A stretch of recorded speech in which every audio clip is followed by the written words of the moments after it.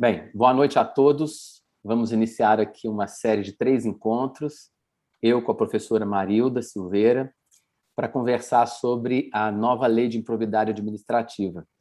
É interessante, Marilda, que eu estava me dando conta de que a gente, embora formalmente não seja uma nova lei, né, houve uma atualização, mas um ato falho nos fez até já fazer uma chamada que revela o que de fato aconteceu, né? Nós temos uma nova lei de improbidade administrativa, não podemos negar isso pelas relevantes, intensas alterações que ocorreram com a recente aprovação, né? Então, a ideia nossa aqui, gente, é conversar um pouco sobre as principais mudanças, pelo olhar da professora Marilda, pelo meu, mas não sem antes aí dar boa noite à professora e a todos e, enfim, desejar um bom encontro para a gente. Também queria desejar uma boa noite. E não posso deixar de dizer que é uma alegria estar aqui com o Flávio. Me traz memórias a última vez que a gente teve assim, um do lado do outro, ainda que não virtualmente, né, numa sala de aula, debatendo sobre tema específico, foi na pós-graduação lá na LFG, que a gente se encontrava toda semana. Foi um Direito período tão... eleitoral. Direito eleitoral. Foi uma época muito feliz da minha vida, a gente se divertia muito, né, Flávio? Espero que a gente se divirta aqui nesses 3 encontros, que sejam leves e produtivos. E Sem acho que o dúvida. começo o título já é um indicativo mesmo de que a gente tem uma nova lei. Aliás, está todo mundo chamando da nova lei de improbidade, né? Embora seja uma lei alteradora, acho que a gente vai ter que uma nova ficha limpa. Embora a lei seja de 90, todo mundo chama da lei da ficha limpa como se fosse ela a própria lei, a alteradora virar a lei principal, né? É interessante, a gente acompanhou bem esse movimento, né, desde quando inicialmente veio pela apresentação de uma proposta vinda de uma comissão de juristas, né, que capitaneada pelo ministro Campbell, que presidia essa comissão. Eles formularam uma proposta, essa formulação foi acolhida por um deputado relator, fugiu o nome, que apresentou essa proposta, e aí começou o debate com a designação de um relator. O relator promoveu uma série de audiências públicas, foram dezenas de audiências públicas, não só em Brasília, em várias cidades. Eu participei de uma delas, você também, salvo engano, né? E aí veio a apresentação da proposta do substitutivo do deputado Zaratini, que este sim acabou por reformular, eu diria que em partes muito fortes, tudo aquilo que havia sido colocado pela comissão de juristas.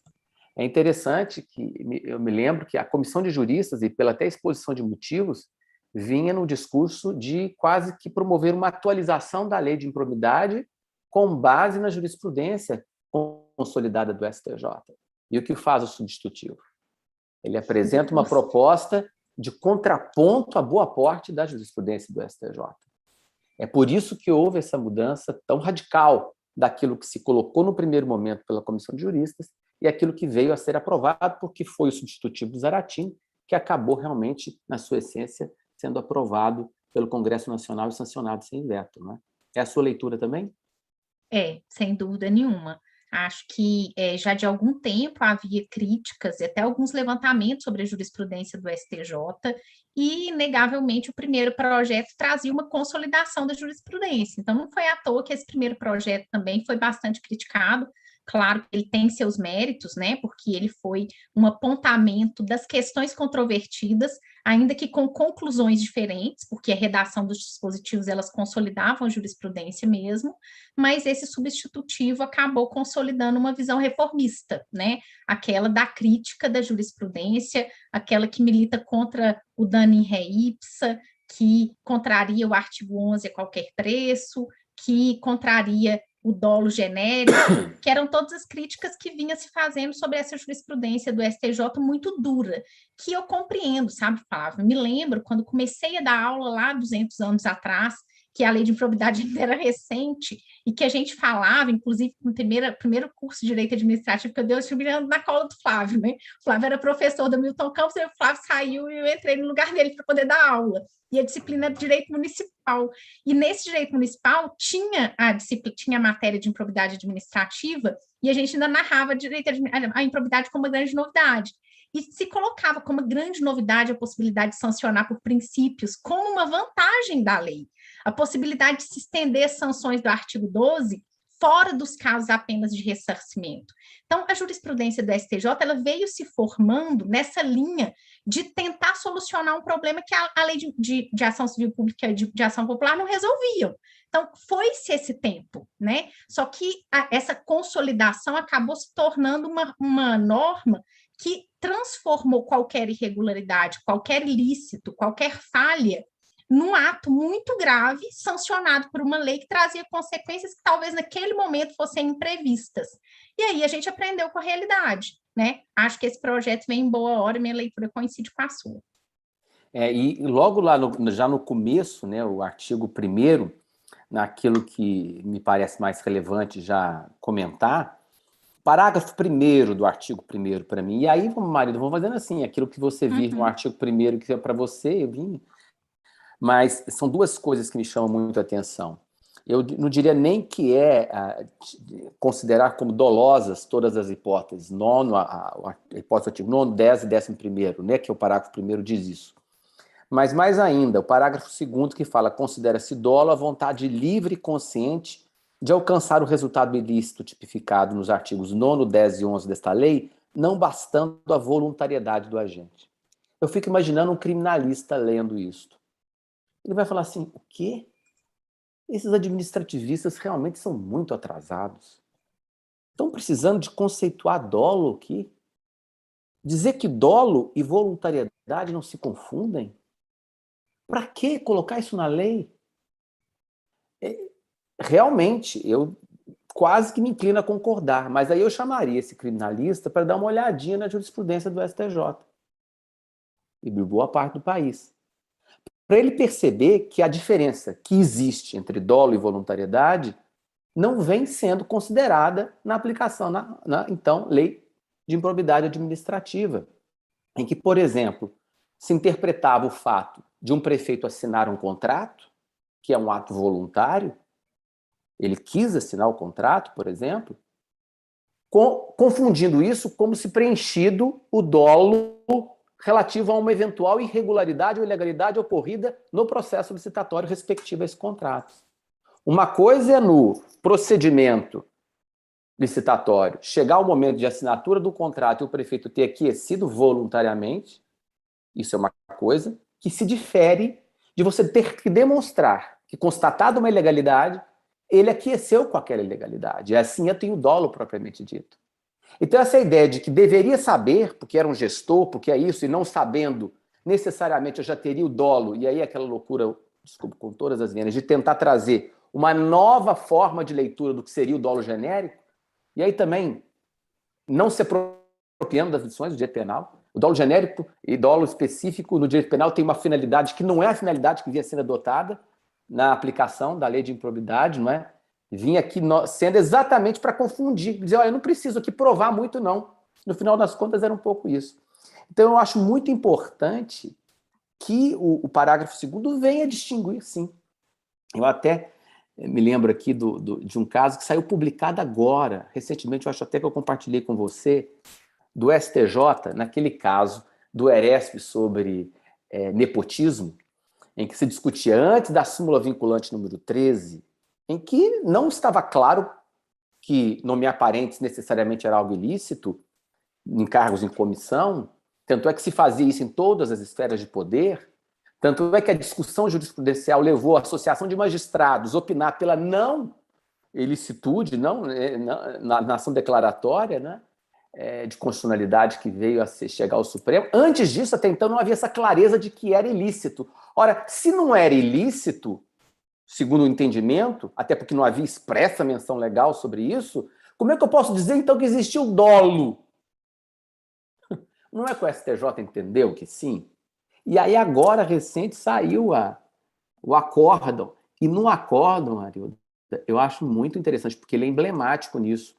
Ele mostra exatamente a confusão que se fazia, que se fez realmente, né, relativamente ao tema. Quer ver o item? Eu estou fazendo referência aqui ao ERESP 11.93.248.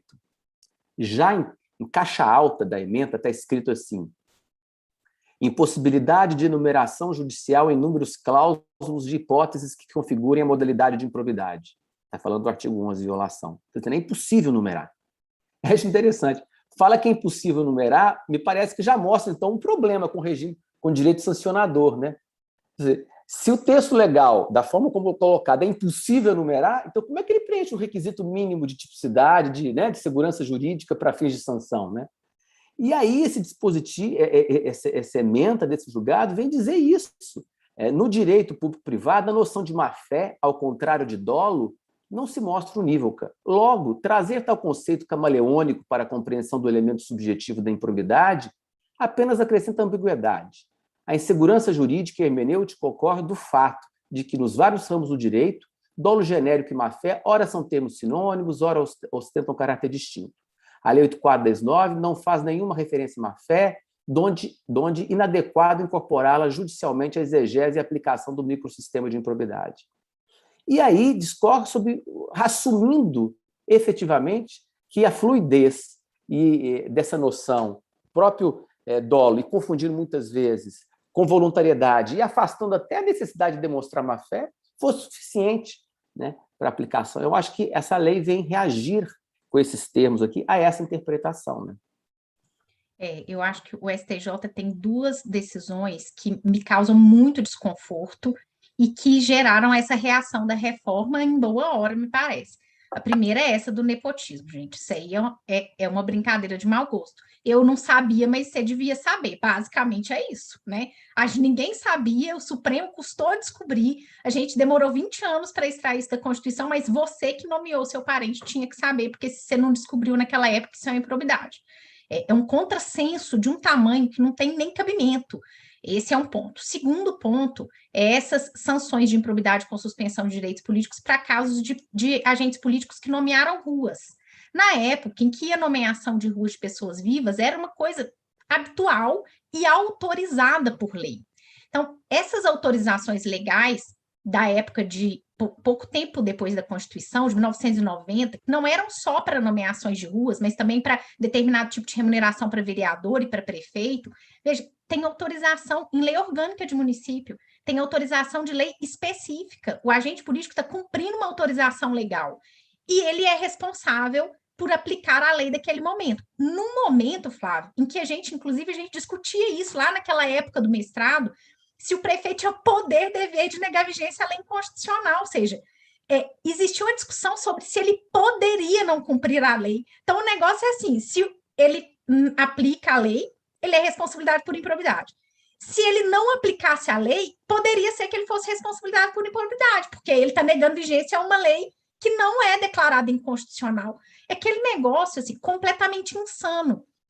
Essa demanda, né, essa exigência do dolo específico, ela resolve esse problema, porque a gente passa a discutir o elemento subjetivo vinculado à finalidade do ato, né? A gente tem alguns itens, a gente vai falar lá do artigo 11, dos tipos qualificados, né? Mas, independentemente disso, e aí sem essa vinculação ao dolo específico do direito penal, que aí qualifica mesmo o tipo, mas pelo menos é uma tentativa de afastar esse dolo genérico. Eu não tenho certeza, Flávio, te confesso, se isso vai resolver a questão da jurisprudência, porque, de fato, o dolo específico e o dolo genérico no direito penal é um pouquinho diferente disso, né? No direito penal, o dolo específico ele está vinculado a uma finalidade da norma, como acontece lá com a injúria. Não basta se emitir uma fala injuriosa, ela tem que ter finalidade de denegrir. Aqui é diferente, né? Essa intenção voltada ao descumprimento da norma. Pode ser que o STJ dê esse nó e volte para o mesmo lugar. Eu espero que não, porque agora aí é uma discussão mais ampla que vai acabar no Supremo, no final das contas, sobre a constitucionalidade dessa norma ou não. Mas eu espero que tenha resolvido esse problema e que é um problema importante porque repercute, como você bem sabe, também na esfera eleitoral, porque os tipos de inelegibilidade que incidem sobre a improbidade, tanto a linha L quanto a linha G, elas também exigem dolo, e o TSE importou essa jurisprudência do dolo genérico lá para o eleitoral. Então, basicamente, toda irregularidade ela estava vinculada ao dolo genérico. Acho que os casos, e aí queria te ouvir um pouco sobre isso, que são os mais graves para mim, são os de omissão. A gente teve um caso, e eu queria te ouvir sobre isso, de um reitor de uma universidade que tinha um médico que não ia trabalhar na universidade, mas tinha Desde 1975, ele tinha um contrato para atender no hospital. E ele foi condenado por improbidade, ficou com os bens bloqueados durante 2 anos, porque no universo de 400 funcionários, ele não tinha ido lá dentro da sala do médico, ver se o médico estava atendendo dentro da universidade ou se estava no hospital, considerando que também tinha 30 anos que ele tinha esse regime de trabalho. Então, eu queria te ouvir um pouco sobre esses casos de omissão, porque quando a gente fala do prefeito que assina o contrato, ainda tem um ato, né? Mas e essa omissão que era sujeita a um dolo genérico? Assim, você não fez, mas devia ter feito, como é que é isso? Marilda, eu até me lembro aqui de um caso que você me mandou, lembra aquele prefeito que foi considerado ímpro pelo STJ porque não prestou contas, mas ele tinha prestado contas? Não sei se você lembra desse caso. Lembro demais, ele prestou, às vezes depois ele tinha prestado comprovado, não, mas agora não adianta mais Não, porque o STJ entendeu que pelo fato dele ter apresentado as contas, depois de ter tido o ajuizamento ou a imputação de improbidade, isso era a prova de que ele só apresentou as contas, então, porque foi imputado. Então, ele foi condenado por não ter feito o que ele fez. Quer dizer, nós estamos falando aqui, quando a gente fala do dolo, e é essa discussão basicamente aqui nesses primeiros momentos, da necessidade de... Vamos esquecer dolo específico, dolo genérico, essa confusão que a gente importou. A questão tem que ter dolo. E a noção elementar de dolo se perdeu. Porque basta um ato voluntário para ter dolo. Esse era o problema. Então, no exemplo que eu dei, por exemplo, do contrato assinado voluntariamente pelo prefeito, agora tem que demonstrar o conluio. Agora tem que demonstrar o benefício indevido ou algum tipo de artimanha ou de conluio ou de situação em que ele participou, tinha ciência, aqueceu com o resultado ilícito, assumiu o risco de praticá-lo. Os elementos fáticos para demonstrar esse dolo, chame-o de como quiser, genérico ou específico, é que com essa norma, tal como colocada aqui, passa a ser exigido com maior ênfase. Ou seja, vai ficar difícil se manter em pé jurisprudência ou decisões judiciais com uma precária motivação baseada unicamente em se socorrer de uma noção de dolo genérico ou de que devia saber, ou deveria ter feito e não fez, porque agora está deixando claro de que essa mera referência não é suficiente, porque eu tenho que realmente diferenciar o que é um ato voluntário do que é um ato doloso, vamos assim dizer. Não é? Em relação ao dolo, inclusive, eu diria que fala-se má-fé, dolo, como conceitos fluidos difíceis de serem comprovados, e muita crítica vem havendo, né? Olha, agora está mais difícil penalizar, está mais difícil você conseguir condenar. Eu acho muito interessante isso. Tinha que ser fácil? Condenar tem que ser fácil? Acusar tem que ser fácil? É tão interessante, porque a gente sempre aprende de que quem acusa tem que provar. E quem se defende, ele não tem um ônus de comprovar coisa alguma, não é? A acusação é que tem que apresentar a prova de que ele fez algo errado. Hoje, com uma lei tal como vinha, tão aberta, com tão poucas garantias do direito sancionador, fazia que o sujeito, o réu, que não tivesse um excelente advogado, não conseguiria se defender efetivamente diante de uma lei dessa. Dada a abertura e dada o fato de que ela possibilitava uma motivação condenatória e uma acusação ao mesmo tempo extremamente precária. A reação começa com a Lindbe. A reação começa com a Lindbe. E deságua aqui na alteração da lei de improbidade. Então, o cuidado, seja com a motivação, seja com o elemento subjetivo, já nesse início aqui, está muito presente. Nesse dispositivo, nesse mesma, eu estou fazendo referência a essa emenda desse julgado, porque é tão recente, ela fala dos conceitos jurídicos indeterminados, Marilda, para dizer o seguinte, ora, conceitos jurídicos indeterminados são imprescindíveis e inevitáveis na regulação das condutas humanas, diz a emenda do STJ. E cita vários exemplos do direito penal para dizer isso, quando fala de motivo torpe, e vários exemplos. Isso tudo para justificar a fluidez que se utiliza muitas vezes na lei de improbidade, especialmente no seu artigo 11, e, enfim, nós vamos comentar sobre isso. Só que o fato de a linguagem ser do direito e ser indispensável, quer dizer, realmente nós somos linguagem E a linguagem não consegue realmente antever e prever todas as nuances, não. Mas isso não significa que, quando possível, o legislador tenha que alcançar o máximo isso. Então, por exemplo, o notadamente, lá da enriquecimento ilícito, e o notadamente do prejuízo ao erário continuam. Mas no artigo 11 retirou o notadamente. Por que ficaram em 2 e tirou em 1? É exatamente porque eu consigo extrair da noção de enriquecimento ilícito algo palpável, faticamente demonstrar, ou exige-se onde o sujeito levou uma vantagem, comprovar que essa vantagem veio para o sujeito, para o réu. É algo que você consegue materialmente demonstrar com... Aí o notadamente é admissível, porque você consegue interpretar a norma como todo. O tipo, ele carrega em si uma concretude mínima. Agora, violação a princípio. E o STJ, porque eu poderia perguntar aqui para você o que é moralidade, para o Felipe o que é moralidade, para as pessoas que estão assistindo o que é moralidade, e cada um vai me dar uma resposta. Então, e o STJ insistindo efetivamente na defesa disso. Eu acho que a reação que teve foi uma reação a esse entendimento que acaba por dificultar muito a defesa técnica. A defesa no devido processo legal, diante de uma lei com tantas sanções severas, o ministro Teori Zavascki, ele já dizia isso em precedentes que são citados aí à torta direita, no sentido de que as ligações com o direito penal são enormes da lei de improbidade, né? A única diferença é que não há prisão, mas eu costumo dizer que, eventualmente, a sanção de você matar alguém, na hipótese de um homicídio culposo, se você sair, atropelar alguém, matar alguém, eventualmente a sua sanção seja menor do que uma condenação em improbidade administrativa. Aquele prefeito que nós comentamos, que foi condenado por não prestar contas tendo prestado, e reconhecidamente tendo prestado no próprio acórdão que condena, ele foi condenado a indenizar em danos morais, condenado à reparação de dano, à suspensão de direitos políticos, proibição de contratar. É uma coisa tão louca, ao passo que no penal você tem sursi, você tem a consideração de uma série de elementos para dosimetria, para transação penal, uma série de coisas que você não tem na improbidade administrativa, né? A construção da lei de improbidade dada pelo STJ colocava o agente numa posição muito difícil, né? Bastava ele existir na administração pública, se ele tivesse num cargo de direção ou chefia, qualquer irregularidade que acontecesse abaixo dele, por menor que fosse, o sujeitava a uma responsabilização de improbidade. Mas pior que isso, se naquele momento ele não fosse capaz de antever a possibilidade de aquele comportamento ser considerado ilícito no futuro, isso também poderia gerar uma responsabilidade.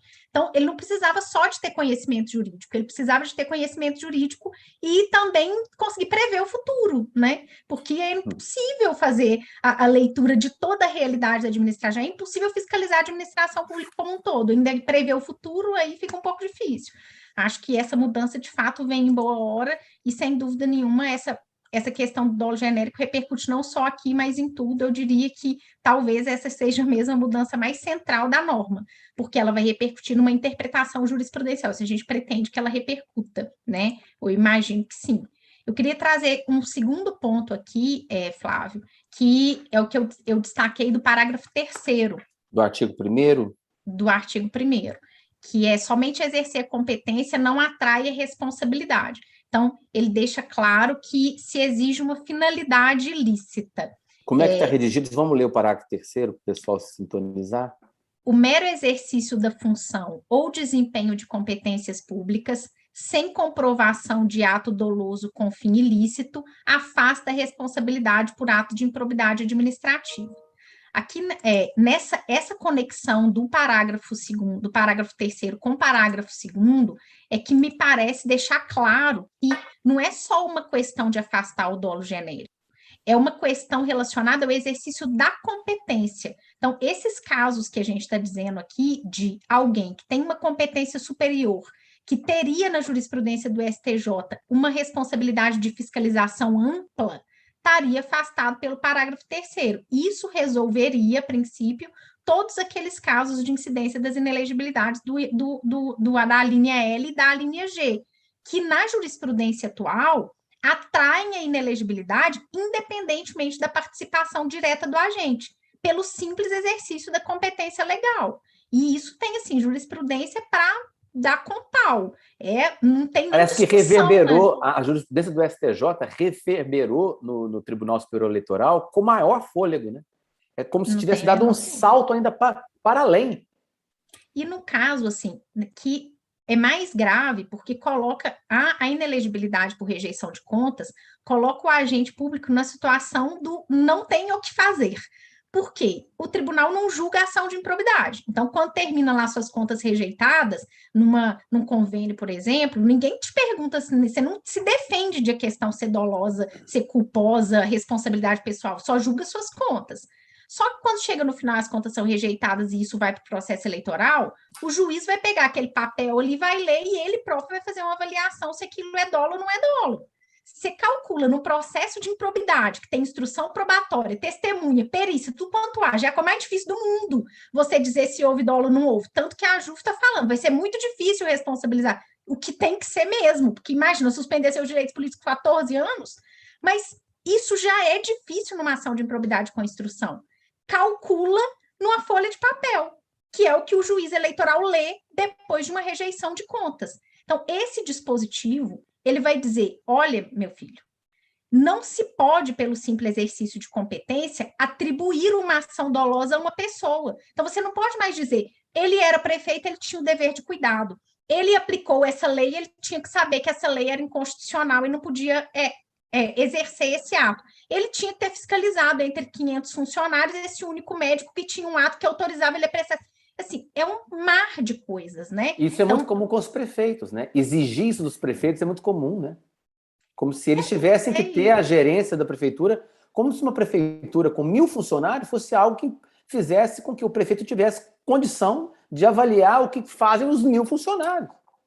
Esse dispositivo parece que ele resolve o problema do contraditório que, na minha perspectiva, tornava inconstitucional a linha G. Porque você você tem uma conta rejeitada, não pode entrar com uma ação declaratória de ausência de improbidade.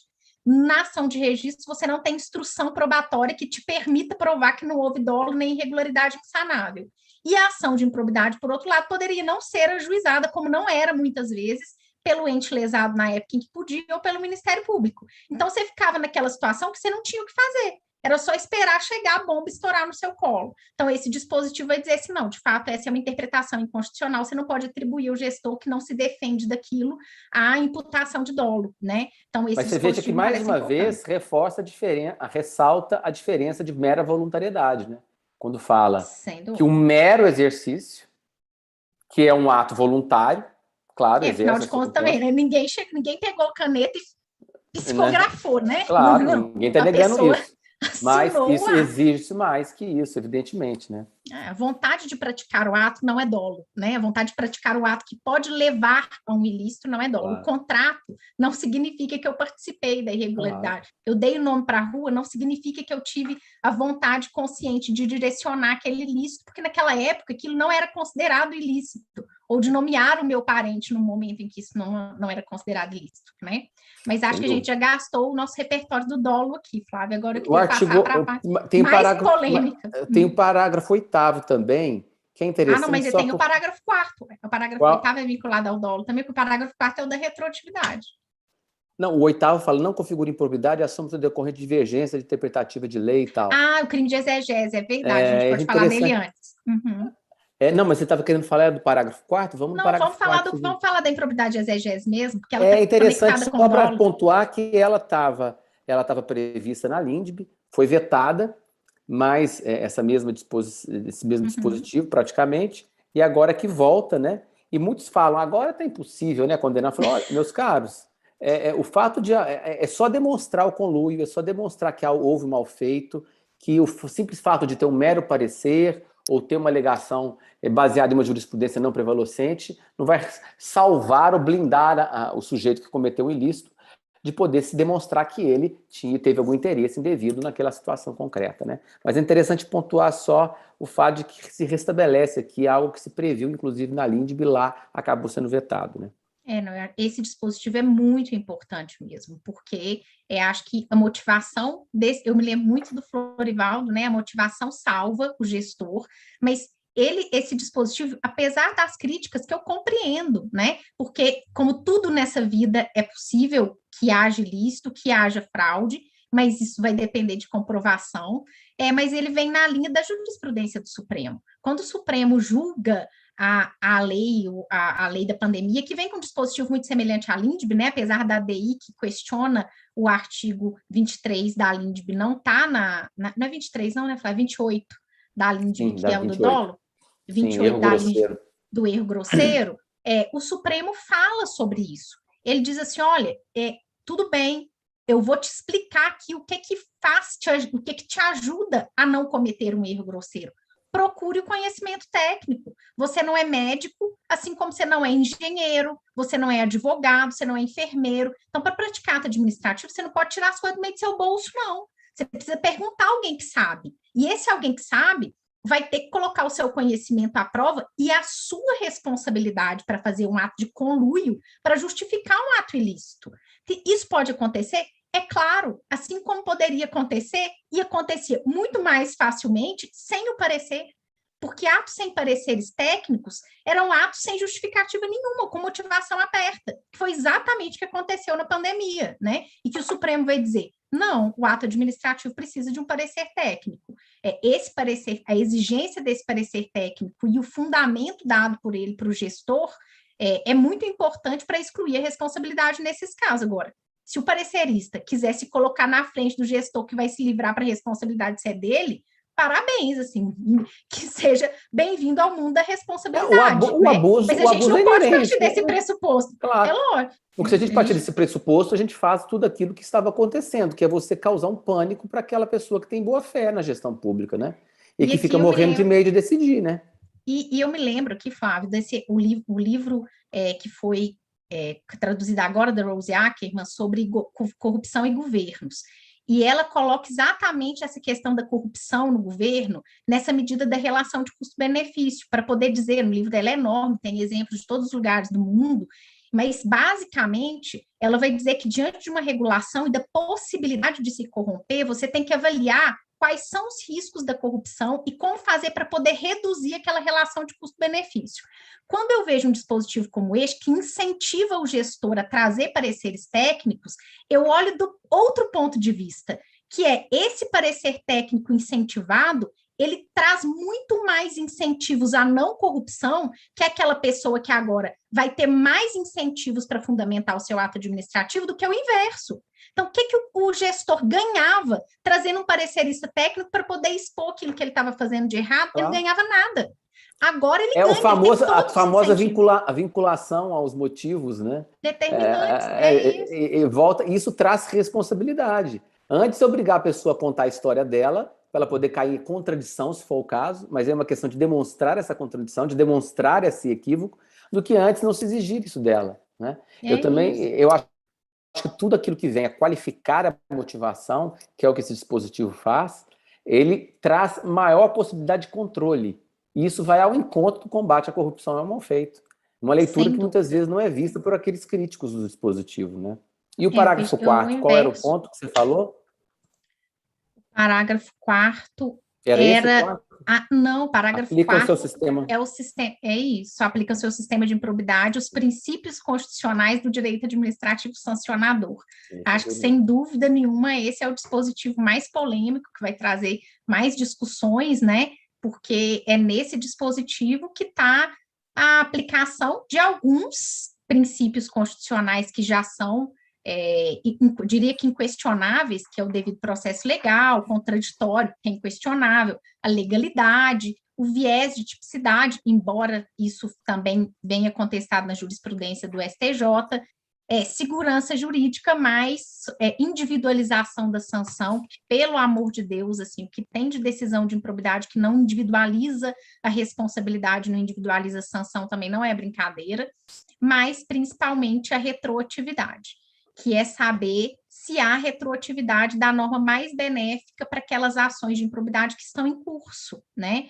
E isso vai afetar alguns dispositivos da norma. Eu queria falar aqui primeiro do dispositivo relacionado à sanção, que é do artigo 11, a gente suprime a inelegibilidade, a condenação por improbidade do artigo 11, quando eu estou fora das hipóteses tipificadas, e eu retiro a possibilidade de condenação por culpa que já vinha da jurisprudência do STJ. Não quero falar agora, por enquanto, da retroatividade para a prescrição intercorrente, porque isso já é um pouco mais complicado, mas vamos falar aqui da retroação para a incidência da sanção. A gente tem isso, talvez, para a improbidade, para o artigo 11, para as condenações de improbidade, não traga grande repercussão na própria condenação, Flávia. Porque vai falar assim, algumas pessoas não estão condenadas em suspensão dos direitos políticos, aquelas que estão, é só suprimir a suspensão dos direitos políticos, mas traz uma enorme repercussão para o regime de inelegibilidades. Eu não consigo não pensar nisso, né? Óbvio, porque eu vivo isso diariamente, porque a inelegibilidade ela está necessariamente vinculada à suspensão dos direitos políticos. Então, quando o artigo 11 retira, quando a reforma retira do artigo 11 a sanção de suspensão dos direitos políticos, isso significa que eu não tenho mais inelegibilidade do artigo 11. Não é possível mais o TSE falar assim, não, galera, peraí que eu vou olhar aqui qual que é o fato, e aí deste fato eu vou extrair para ver se tem enriquecimento ilícito e lesão erária. Por quê? Porque o artigo 11 não tem mais suspensão dos direitos políticos. E a inelegibilidade só incide sobre o que tem. E aí eu tenho um regime impossível, né? Não existe, não é uma questão de interpretação, é de incidência. Eu suprimo a incidência. Nós temos uma questão aqui, professora, que é o seguinte, vocês devem estar observando, a professora Marilda é apaixonada pelo direito eleitoral. Eu estou acompanhando perfeitamente o seu raciocínio, só que alguns pressupostos podem haver, pode às vezes fugir. Em resumo, pelo que você está querendo demonstrar, é que houve uma destipificação, a rigor. É isso. Né? Alguma coisa era considerado um ilícito no âmbito eleitoral, olhando para a condenação de improbidade, ou seja, o eleitoral olhava ali, via se aquele tipo de improbidade ocorria, eu tenho a minha inelegibilidade aqui no eleitoral. Agora que que a improbidade retirou aquela possibilidade de suspensão, eu não tenho mais como permanecer com a ideia de que aquilo configuraria um ilícito eleitoral. E aí a questão da retroatividade é o que você está colocando, né? Em que medida que isso, então, retroage ou não retroage, né? Seria esse o ponto. Isso, vamos por partes. Então, a primeira parte a lei de improbidade, considerando que diz aqui que aplica os princípios do direito administrativo sancionador. Retroage? Essa é a pergunta. Eu quero que você responda antes de eu falar qualquer coisa. Não, porque aí a gente já foi emendando para eleitoral e com base nos pressupostos do direito eleitoral. E talvez essa pergunta primeira precisasse ser um pouco dissecada, né? Sem dúvida nenhuma, vai ser ansiedade. A verdade, é interessante isso, né? A gente participou muito do debate, né, dessas discussões na época sobre isso, e há uma discussão muito grande para dizer o seguinte, olha, será que os princípios de direito penal se aplicam aos do direito administrativo, sancionador? E aonde estão esses princípios? Os do penal estão na Constituição, quando faz referência à sentença penal, a uma nomenclatura que leve ao penal, uma condenação penal. Então, isso significa que não se empresta, não irradia para outras áreas do direito em que haja sanção.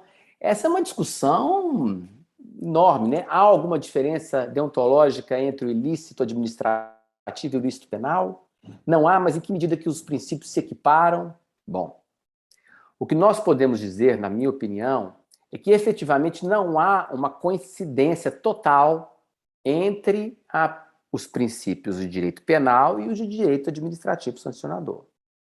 Um exemplo é o princípio da tipicidade, que no direito penal tem a sua compreensão muito ligada à reserva legal, e no direito administrativo, inverso, muito comum ter a complementação por regulamentos, por normas, vamos dizer, que seria a exceção à norma penal em branco lá, aqui, talvez, pelo catálogo gigantesco de ilícitos administrativos, que é muito maior do que o penal, evidentemente. Você tem ilícito administrativo desde atrasar com um livro numa biblioteca pública, de toda a natureza, não é? Então você tem um catálogo muito maior. Então, pretender que tudo estivesse da mesma forma que compreendido no penal, na tipicidade e no direito administrativo seria uma impossibilidade, inclusive, fática. Mas isso não significa que não tenha o princípio da tipicidade no direito administrativo sancionador. Só que com essas nuances. Ou seja, deve-se sim, na medida do possível, ter a maior detalhamento na lei. Bom, quando se fala, então, e esse princípio aqui, a retroatividade, e aí, é só do direito penal ou não é? Ou é algo que é constitucional e que se irradia para as outras áreas? tanto o administrativo quanto o penal. Essa é uma discussão que essa lei aqui não resolve. O fato de fazer referência aos princípios constitucionais do regime de senador não resolve tanto esse debate, mas reconhece algo que às vezes já era difícil de se reconhecer.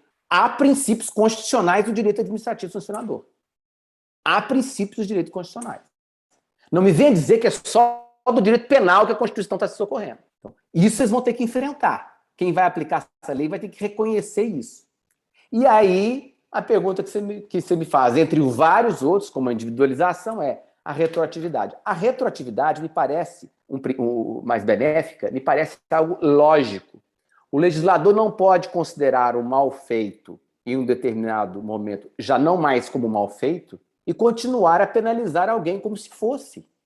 Ou manter os efeitos de uma condenação sobre algo que o legislador falou, isso não é um mal feito, isso não é um ilícito. Isso foge à noção de justiça. Então, se o legislador entende que aquilo que fora considerado lá atrás não é, isso necessariamente, por uma noção de justiça, independentemente de ser penal ou não, deve ser retroagir. A questão é que nós vamos ver isso vai admitir, então, numa rescisória, qual é o meio, se tiver ultrapassado o prazo de rescisória, tem uma série de desdobramentos em torno disso, né? Mas eu acho que se assumiu aqui que nós temos, primeiro, princípios constitucionais, que nós vamos ter que identificá-los, e alguns deles, como este que você coloca em pauta, por uma noção elementar de não se poder imputar ou manter efeito de uma condenação para algo que não é condenável mais, vai ter que ser enfrentado, né? Então, a meu juízo, retroage. Aliás, o STJ tem até um precedente recente, de 2021, de agosto, até da relatoria do ministro Campbell, agravo de instrumento RMS 65486, tem da ministra Regina Helena, entre outros, que falam expressamente, essa aqui era até um caso de direito disciplinar, dizendo que o direito disciplinar é direito sancionador, e como direito sancionador tem que retroagir a norma mais benéfica. Então, eu acho que o próprio STJ, nesse ponto, já pacificou o entendimento, né? Eu estou me lembrando aqui, Flávio, você tem alguns precedentes do STJ que, em matéria de poder de polícia, são essas multas administrativas, e que, em processo disciplinar, eles têm uma jurisprudência mesmo, e até os precedentes falam jurisprudência consolidada na aplicação dos princípios do direito sancionador, retroatividade da norma mais benéfica, aí reduz a pena tanto de multa para poder de polícia municipal e para casos de processo administrativo sancionador. Agora, eu não me lembro, eu me lembro dessa discussão começar no STJ, também devia ter olhado antes, né, mas não olhei, a discussão sobre a incidência da LINDB, da proporcionalidade, nos casos da dosimetria da pena da Lei 8.112. Você lembra que a jurisprudência do STJ para a Lei 8.112 é meio cara crachá. Se a pessoa fez uma coisa muito grave ou pouco grave, o STJ aplica a previsão da 8.112 de acordo com a sanção que estava lá prevista. E aí eles estavam discutindo se a sobrevinda da LINDB, né, se ela permitia essa interpretação mais benéfica para os casos que já tramitavam. Então, para retroagir a LINDB, para permitir a dosimetria da Lei 8.112, que não permitia a dosimetria. Então, esse caso estava em repetitivo, tinha um julgamento pendente sobre isso, e o STJ também discutiria. Que assim, tem nenhuma diferença, né, para essa aplicação. Maria, esse é um tema que já me causa espécie há muito tempo, que é o tema da minha dissertação de mestrado, né? É um negócio assim, assustador, porque a Lei 8.112, no artigo 128, ela diz, na aplicação das penalidades, deve-se levar em conta isso, que é exatamente os critérios que a LINDB coloca, que tem em qualquer lugar que se pensa em dosimetria, a gravidade, os antecedentes, você tem que considerar. E o STJ agora sumulou, Maria, tem uma súmula, saiu agora, esses dias. Então, pelo jeito... Como diria lá na nossa terra, esturdia, saiu uma súmula, que é o seguinte, então qual que era o entendimento? Então, se o sujeito cometeu um ato que é considerado demissão, ser sócio-gerente, está lá previsto demissão, não tem dosimetria em demissão, ou você demite ou você não demite. Assinou um cheque. Assinei. Aí eu tive um caso desse, enfim, que o sujeito ficou 7 meses como sócio-gerente, nunca recebeu um prolabore, nunca teve nenhum prejuízo a nada, nunca dano algum, comprometimento nenhum, de fato ele acabou nem exercendo as funções, nunca recebeu prolabore, a assinatura do cheque nem foi mudada no banco, enfim, e a comissão processante falou, olha, nesse caso é suspensão. O ministro falou, não, não pode ser suspensão. Por que não pode? Porque se está previsto que isso aqui é isso aqui, isso aqui é isso aqui. E até hoje nós estamos em rescisória, porque a jurisprudência entendeu, não. Então, assim, é uma situação que nega completamente a dosimetria. E vem a Lindbe repetir o que a 8.112 já dizia no 128. Agora é tentar emprestar mais força aquilo que é. Mas há uma dificuldade muito grande de se aplicar ao direito administrativo sancionador essas garantias. Daí a importância realmente de um dispositivo como esse na lei de improbidade, porque reforça essa natureza constitucional de princípios como esse. Quer dizer, como é que você pode admitir que não há o princípio, não incide o princípio da proporcionalidade em uma sanção disciplinar dessa gravidade, quando você tem todos os elementos, o sujeito tinha 22 anos de serviço público sem uma mácula, recebia em proporcionalidade os percentuais de eficiência no máximo, e foi demitido. Então, assim, e é uma pena capital, isso é pior do que preso, dependendo do contexto. Para quem, por exemplo, tinha 3 filhos estudando, uma sogra doente, ou sei lá o quê, enfim, medicamentos, vida, o que é uma pena capital como essa? É claro que quando a gente diz isso, né, ninguém está, quando fala de proporcionalidade, de tudo mais, ninguém está aqui advogando a não punibilidade de alguém, a não ser, né, é evidente que não. Mas é um critério mínimo que se deve ter para se dar o justo àquela medida do que aconteceu, né? E isso realmente é um desafio. Como te disse, tem uma jurisprudência recente que diz lá, aqui, já lançaram aqui no grupo, a autoridade administrativa não dispõe de discricionariedade para aplicar ao servidor pena diversa de demissão quando caracterizar as hipóteses previstas no artigo 132. Deus é mais. E olha que interessante, olha a confusão do enunciado, Marilda. Fala assim, não dispõe de discricionariedade. A questão não é de discricionariedade. Quem falou? Quando você fala em dosimetria, isso não significa juízo discricionário. Nada a ver.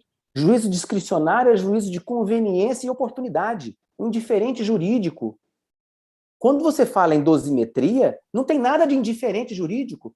É jurídico até o talo. Pode ser difícil de saber qual é o mais adequado, mas isso não significa que seja discricionário. Então não se trata de discricionariedade. Olha a confusão da súmula. Quando se advoga pelo princípio da proporcionalidade, não se advoga discricionariedade. Se advoga vinculação ao direito, mas não ao direito literal, mas ao direito que compreende também a juridicidade, considerando a Constituição da República e seus princípios. E olha aí o imbróglio que se cria utilizando o termo da discricionariedade aqui. Porque discricionariedade não há na aplicação de sanções, não há mesmo. É vinculado, imagina conveniência e oportunidade. E aqui está usando discricionariedade onde deveria estar.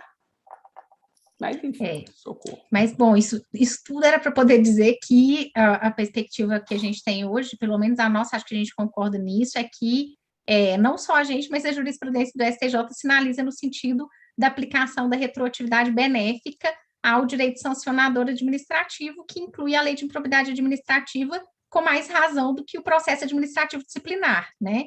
E aí a gente teria aqui a necessidade de analisar em que pontos a lei de improbidade traz essa retroatividade mais benéfica. Nas sanções do artigo 10 e do artigo 11, não, as sanções ficaram mais gravosas, né? Mas no artigo 11, não. No artigo 11, a sanção é menos gravosa. Então, a princípio, todas as suspensões de direitos políticos atribuídas à condenação pelo artigo 11 teriam que ser suprimidas, não se pode mais suspender direitos políticos pela condenação no artigo 11, e aquelas hipóteses de condenação no artigo 11 que não estão elencadas como tipos do dispositivo também teriam que ser subtraídas, é isso? Eu entendo que sim. Você entende que não? Eu entendo que sim, mas você fez uma cara muito engraçada. Uai, tá doido? Eu entendo que sim. Óbvio que sim. Eu entendo que sim. Mas pode ser até doloroso, mas sim. Não é? Não, eu entendo que sim. Mas é porque são as condenações. O que acontece de modo geral é que também o impacto na realidade é que as condenações do artigo 11 dificilmente, né, Flávio, traziam só condenação pelo artigo 11. Também tem essa dificuldade na aplicação concreta da lei de improbidade, porque os juízes, eles condenavam atirando para tudo quanto é lado, né? Eles fundamentavam no artigo 11 e chegavam no final, artigo 11, E9, E10. E não sabe de onde saiu aquele 11 e 10. É verdade. Violação de princípios, mas veja que é um enriquecimento ilícito de terceiro. É muito difícil. Soltava os negócios, né?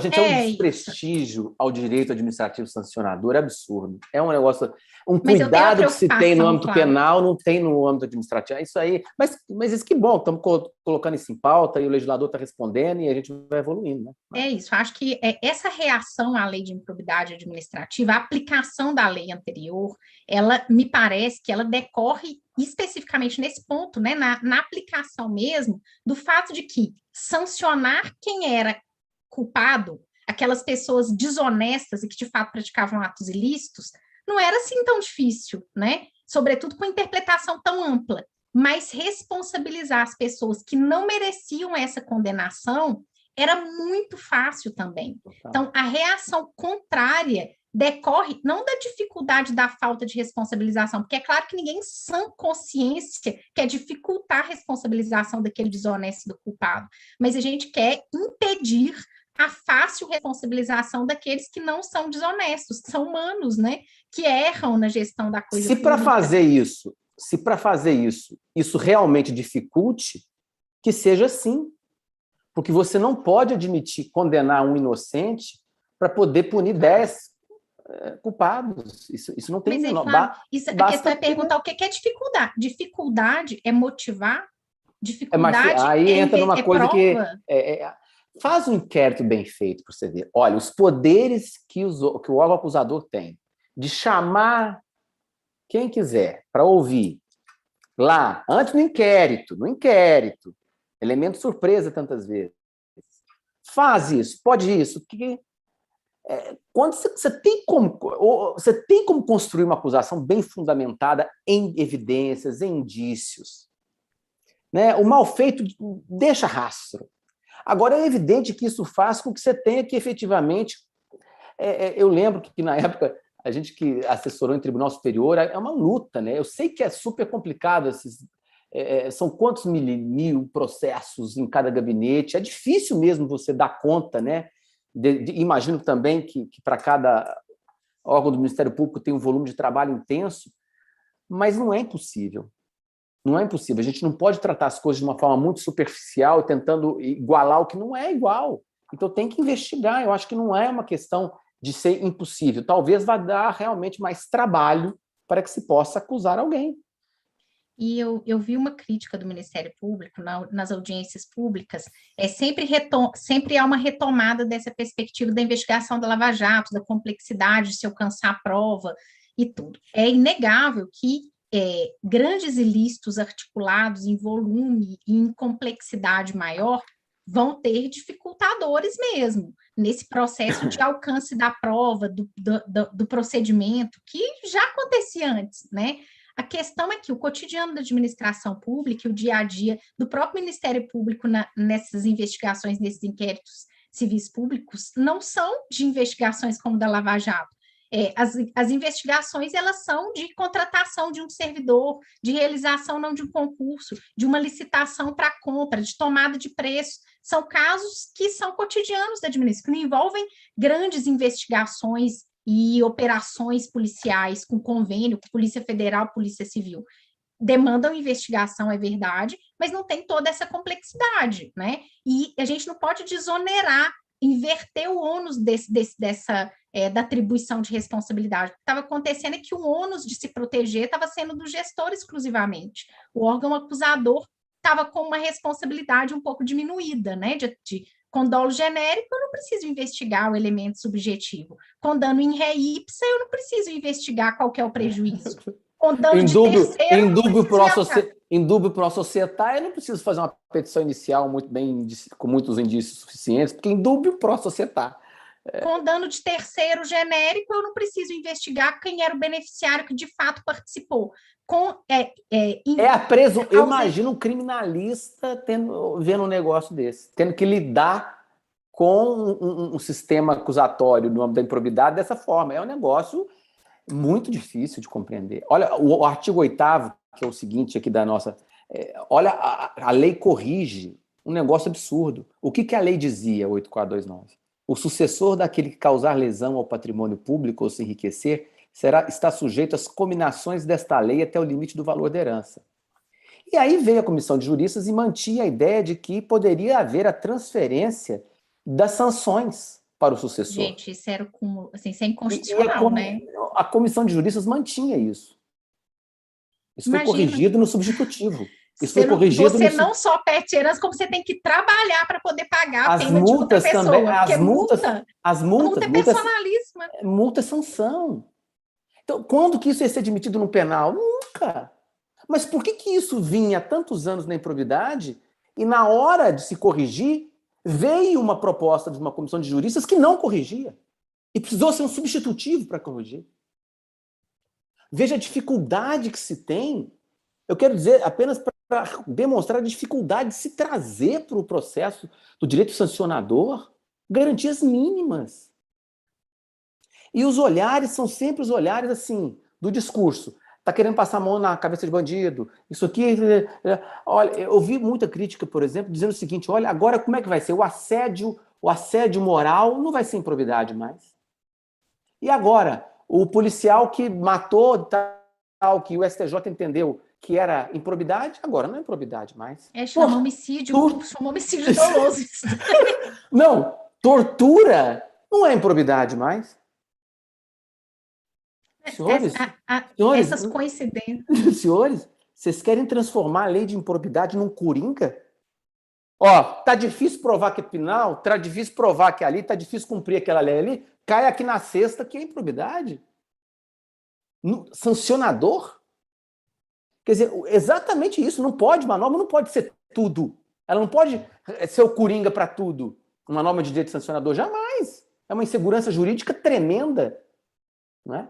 Então, assim, eu acho que agora a gente está conseguindo dimensionar o seguinte, olha, se isso não é, ou o legislador coloca que é, atendendo o princípio da segurança jurídica e tipicidade, ou, eventualmente, isso é penal, ou, eventualmente, isso é uma infração disciplinar. Nós temos direito disciplinar, nós temos reparação civil, a gente tem os órgãos de controle interno da administração pública, tem tomadas de contas de Tribunal de Contas, tem processo administrativo para reparação. Nós temos várias formas. O que não dá é para haver uma sobreposição. Sabe por quê, gente? A questão é a seguinte. Quando você coloca uma coisa dizendo que pode ser isso, o sujeito fala assim, olha, eu não tenho nada a perder. Isso aqui, tudo é nada. Você não consegue nem dar uma função pedagógica para o negócio.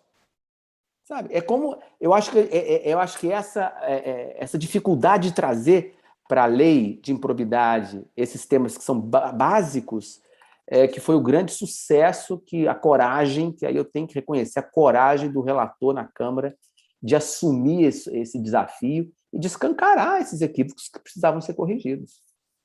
Então, o artigo 8º eu acho que é pacífico entre nós, né, Maria? Sem dúvida nenhuma. O artigo 8º acho que é pacífico, apesar da dificuldade, talvez até a própria comissão reconheça esse equívoco. Isso imagino. Mas que era necessário, porque, de fato, a jurisprudência, a gente tem casos, inclusive, de negativa no TRF, de exclusão de concomitância de ressarcimento, dano que já tinha sido ressarcido no Tribunal de Contas da União, que o TRF não admite como dupla sanção. Então, você calcula se o duplo ressarcimento de sanção, é ressarcimento, né? Não é sanção. Se essa sanção de ressarcimento não era reconhecida como dúplice, que dirá na sucessão aplicação de multa para o herdeiro. Né? Essa dificuldade de reconhecer coisas que parecem evidentes são importantes constar da lei, apesar da obviedade. Né? Eu queria ainda retroagir aqui no último ponto, Flávio, que nosso tempo está acabando, se é que já não acabou, que é essa questão da responsabilidade de terceiro. Sim. Que o dispositivo, que a reforma, ela traz uma modificação importante. Aonde que está? Está no artigo 3º. As disposições dessa lei são aplicáveis no que couber àquele que, mesmo não sendo agente público, induza ou concorra dolosamente para a prática do ato de improbidade administrativa. E aí, depois, no parágrafo 1º, isso vai dizer que não é qualquer terceiro, mas reafirma que é aquele que comprovadamente houver participado e tiver benefícios diretos. Então, e a crítica aqui é sobre a questão de diretos, né? Há muita crítica aí focada nisso, né? É isso, mas acaba com aquela noção de que qualquer beneficiário indistinto da improbidade administrativa tem que aportar na ação de improbidade. Então, a gente traz para dentro da ação de improbidade a noção de que o terceiro não é qualquer beneficiário, porque, afinal de contas, é uma ação de improbidade, não é ação de ressarcimento, não é ação de apuração de dano, não é ação de aplicação de multa por eventual irregularidade, é a identificação da prática do ato de improbidade para que, eventualmente, essa pessoa seja sancionada nas sanções de improbidade. Para isso, ela também tem que ter inserido na sua conduta o elemento subjetivo, que é o dolo. E aí, agora, a lei deixa claro isso, e acho que isso me parece importante também aqui, porque pode trazer também uma repercussão na inelegibilidade. E lembrando que não há uma acumulação da lei anticorrupção aqui na aplicação com esse dispositivo, né? Isso é mais um É o problema de parágrafo cumulatividade 2º, que né? se resolve. O direito administrativo, ele é pródigo nessas cumulatividades, né? A pessoa pratica um ato e responde 550 Aí você processos. repara o dano, do Tribunal de Contas, você repara o dano da improbidade, mas se o dano foi reparado uma vez, ele vai ser reparado 2, 3, 4.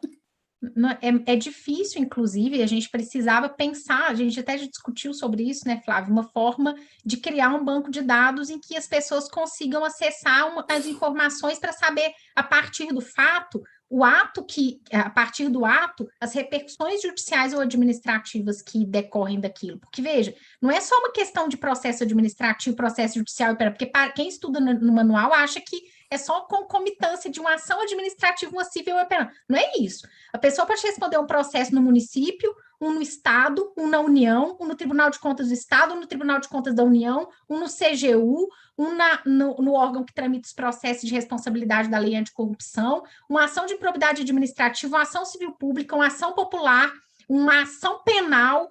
Assim, é uma coisa insana. Haja dinheiro, de fato, para contratar advogado e haja defensoria pública que dê conta de um negócio desse. Não há contraditório que resista. Não há legalidade e como a e jurisprudência, que justiça até então caminhava no sentido de não trazer as garantias para o réu, para o acusado, aí ficava realmente indefensável, né? Muitas vezes, porque não tinha defesa técnica mais adequada. A lei não resolve totalmente, mas pelo menos para um caso ela resolveu, que é o da lei anticorrupção. Essa concomitância, o negócio é tão doido que a União deu uma solução fora da lei, que é criar o sistema U, né? Que é da CGU, do MPU e da CGU, para poder sentar e fazer os acordos da lei anticorrupção. Só que o sistema é só U, ele não envolve estados e municípios, lógico, e continua essa concomitância terrível. Bom, a lei de improbidade, um probleminha que desses resolveu. A gente tinha definido, Flávio, que as nossas lives seriam de 1 hora só, porque são 9 horas da noite, as pessoas não aguentam ficar até 10 horas da noite discutindo esse tema. É verdade. Mas ainda tem mais 2 encontros.